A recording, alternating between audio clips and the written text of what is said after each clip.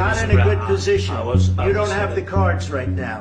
With us, you start having Not playing cards. Right now, you don't. I'm very You're playing serious, cards. Mr. President. You're I'm playing very cards. serious. You're gambling I'm with the president lives of in war. millions of people. You think- You're gambling with World War III. What do you think You're about? gambling with What do you World think War about? III. That clash between US President Trump, Vice President Vance, and Ukraine President Zelenskyy, clearly unprecedented in terms of the language they used, the raised voices right there in the Oval Office, but some kind of showdown has been in the making for a while. And why do we say that?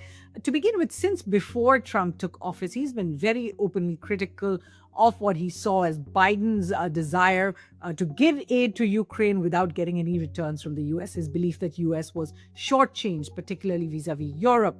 On February 10th, Trump called Putin, suggested direct US-Russia talks on matters including a ceasefire, and they did have talks between the officials in Riyadh and then in Istanbul, but these did not include Ukraine at the table.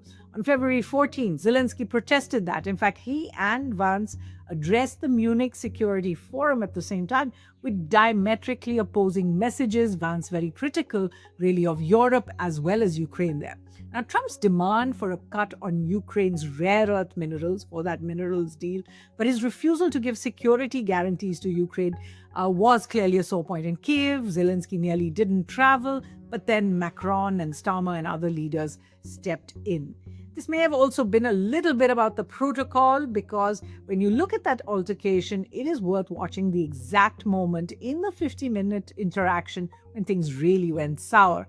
Remember, while the two leaders were quite calm despite their differences, especially over Russian President Putin, up to a point, the moment Vice President Vance seemed to get involved, looked like it turned the course of the events. Watch. Hey, I want to respond to this. So look, for 4 years in the United States of America, we had a president who stood up at press conferences and talked tough about Vladimir Putin, and then Putin invaded Ukraine and destroyed a significant chunk of the country.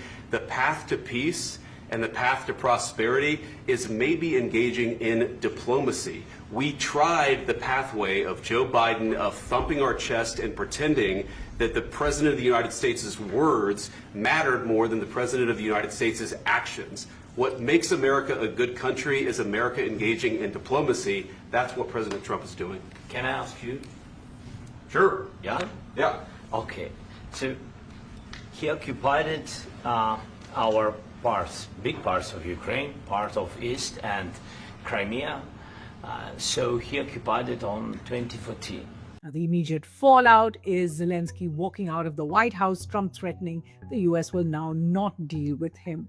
But what does all this mean for India? There are pluses and there are minuses. On the minus side, India, of course, not directly impacted, but a showdown like this will deflect from India's more pressing concerns, talks with the United States, agreements that Prime Minister Modi and President Trump reached. In fact, the Commerce Minister, Piyush Goyal, expected in Washington next week, is supposed to be there to discuss the bilateral trade agreement, the phase 1 they hope to unveil later this year.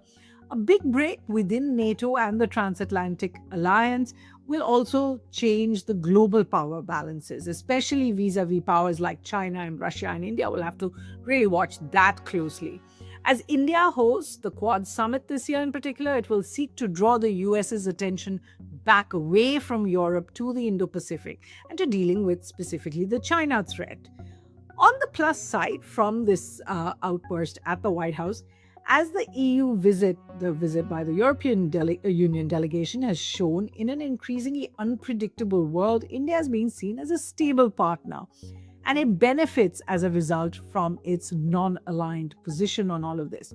Closer friendly ties between US and Russia will also take some of the pressure off India, compared to, remember, last year when Prime Minister Modi had to face concern and criticism when he traveled to Moscow to meet Putin, concern over India not joining the sanctions and continuing to import oil as well.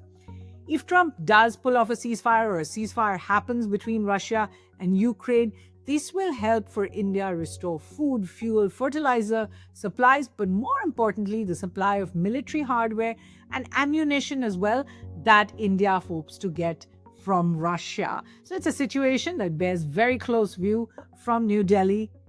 For The Hindu, I'm Sahasini Heather.